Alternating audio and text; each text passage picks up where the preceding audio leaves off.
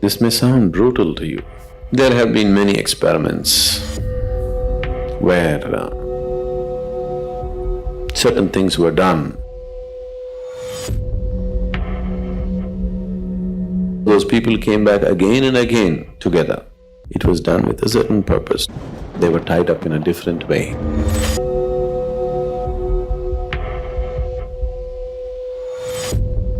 Namaskaram, Sadhguru. Is it possible to experience the energy of someone dear to us who is no more? So your relationships with people are either of the body or mind, a little bit of emotion, or a combination of these three, isn't it? Isn't it so? All the relationships that you hold in your life, however dear they are to you, however close you think they are to you, you either know them in their mind a little bit, or you know them in your emotions, or maybe body. So these are the only three ways you know this person. Yes? All those three things, he is left here and gone. So you have no business with him. You got nothing to do with him. People are always trying to talk to their grandfathers, mediums, this, that. And I know for a long time they've been advertising that when you die, you will go and meet your family up there in heaven.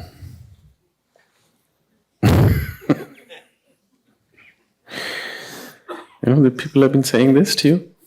This is the most horrible thing to tell people, is that when you die in heaven, your whole family is waiting for you to receive you there.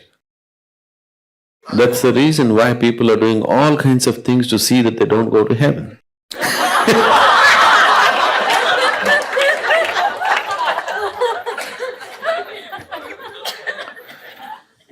See, now this may sound brutal to you,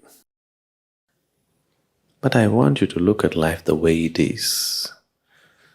You want to be in Wonderland? It's up to you.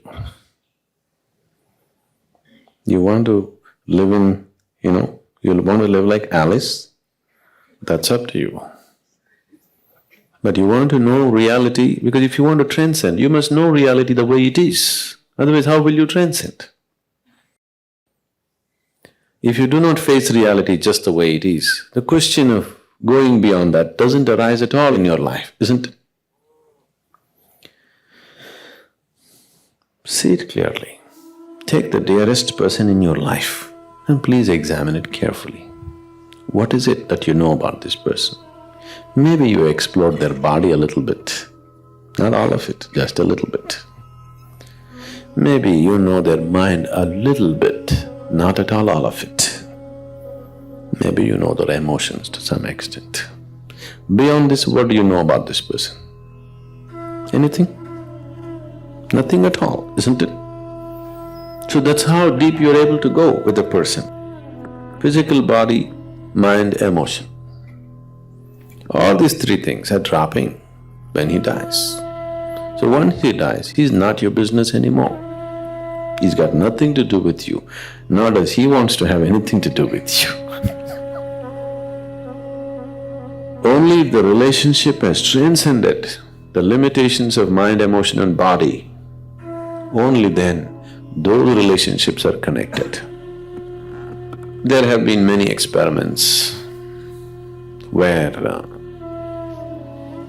certain things were done to see that two people came over again and again together, repeatedly. This was done with a certain purpose, not just for fancy, not for emotion. It was done with a certain purpose to fulfill certain things. So those people came back again and again together. But that was done and they were tied up in a different way, not on the emotional level or psychological or physical level, in a completely different way. Unless something else has been touched, you have nothing to do with this person once the body drops, because everything is just there. Conscious mind and the body drops means you lost contact with that person. See, Somebody gets Alzheimer's and he doesn't know who is his wife or his child or anything anymore. Isn't it just because the mind is gone? Isn't it so? The body has its own memory, it could recognize a little bit, but still not much. Just because the mind is gone, they don't even recognize you anymore, it's over. And with death, do you think they'll recognize you? Please look at it sincerely, rather than just fooling yourself.